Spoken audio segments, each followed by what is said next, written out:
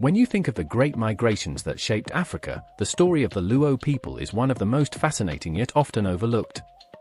Today, the Luo form one of Kenya's most vibrant communities, known for their deep traditions, music, fishing culture, and political influence. But to truly understand who the Luo are, and how they came to settle around Lake Victoria, we must journey back thousands of years, to the very heart of the Nile Valley. The Luo belong to a wider group known as the Nilotes, a family of tribes whose ancient roots trace back to the Nile basin. Long before they reached East Africa, the Luo's ancestors lived along the banks of the White Nile, in what is now southern Sudan and parts of northern Uganda. Here, in the fertile floodplains of the Nile, they thrived as pastoralists and fisherfolk. They moved with the seasons, following water and pasture for their cattle. Oral traditions speak of a people who were deeply tied to both land and river, skilled boat builders, warriors, and herders. But over time, pressures began to mount. Drought, intertribal conflicts, and the pull of fertile lands further south set the stage for one of the greatest migrations in East African history. Between the 15th and 18th centuries, waves of Nilotic peoples began moving from the Nile Valley toward the Great Lakes region. Among them were the Luo, whose journey would span generations. It was not a single march but a gradual movement, clan by clan, family by family. Guided by rivers and stars, they carried their traditions, their cattle, their spears, and their memories of the Nile. Along the way, they absorbed stories of hardship and triumph, battles with rival groups, alliances with neighbors, and the constant challenge of survival in new lands. Some Luo groups settled in Uganda, where today they are known as the Akali, Alur, and Jonam. Others pushed further south, drawn toward the vast freshwater sea we now call Lake Victoria. By the 17th century, the Luo had reached the northern and eastern shores of Lake Victoria. It was here that the story of the Luo people as we know them today truly began. The lake offered abundance, fish in endless supply, fertile soil for crops, and a natural highway for trade and communication. Settling near the lake, the Luo became expert fishermen, casting their nets in the same waters that still sustain them centuries later. But their arrival also brought tension. They encountered Bantu-speaking communities who had already lived around the lake for generations. There were clashes and rivalries, but also exchanges of culture, language, and trade. Over time, the Luo identity grew stronger, distinct yet interwoven with the neighbors they met. The Luo are not a monolithic people but a tapestry of clans and lineages. Each clan traces its roots back to specific ancestors, and oral traditions preserve these genealogies with remarkable detail. Stories are told of legendary leaders like Ramogi Ajwang, regarded as the founding father of the Luo in Kenya. His settlement at Ramogi Hills in present-day Siaya County became a symbolic homeland, the place where Luo identity in Kenya is said to have crystallized.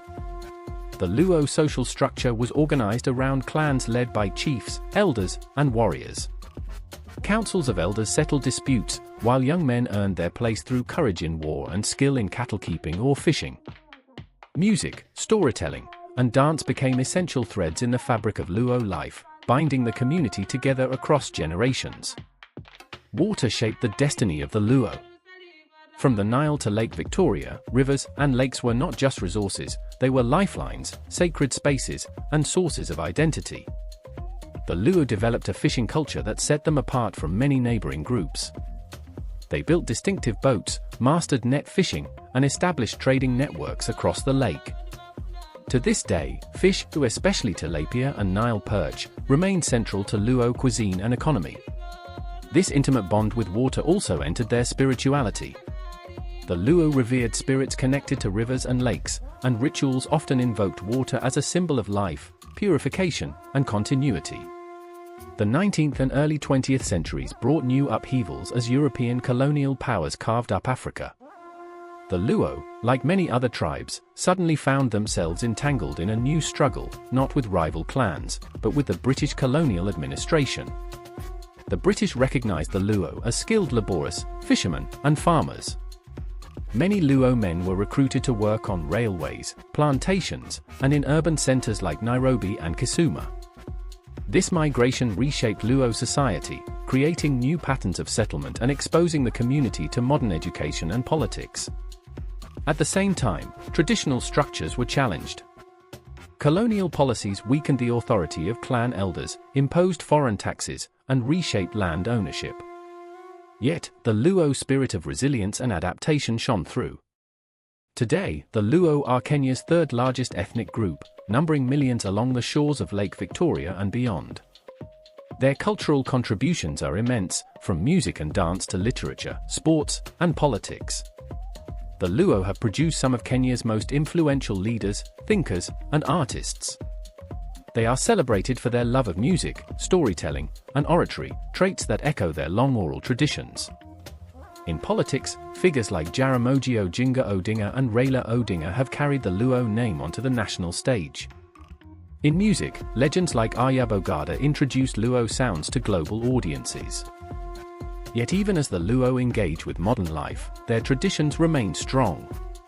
Ceremonies, clan gatherings, fishing practices, and ancestral rites continue to link the present to the past. The story of the Luo is ultimately a story of movement, resilience, and identity. From the banks of the Nile to the shores of Lake Victoria, they carried with them the memories of their ancestors and the adaptability to thrive in new lands.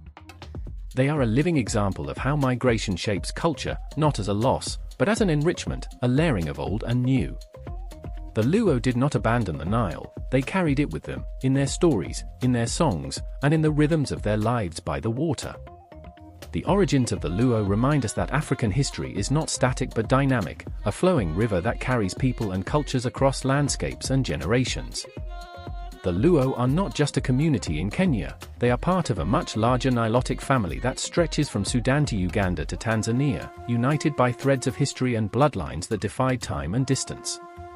To speak of the Luo is to speak of a people who turned migration into identity, who transformed lakes and rivers into lifelines, and whose story still ripples across East Africa today.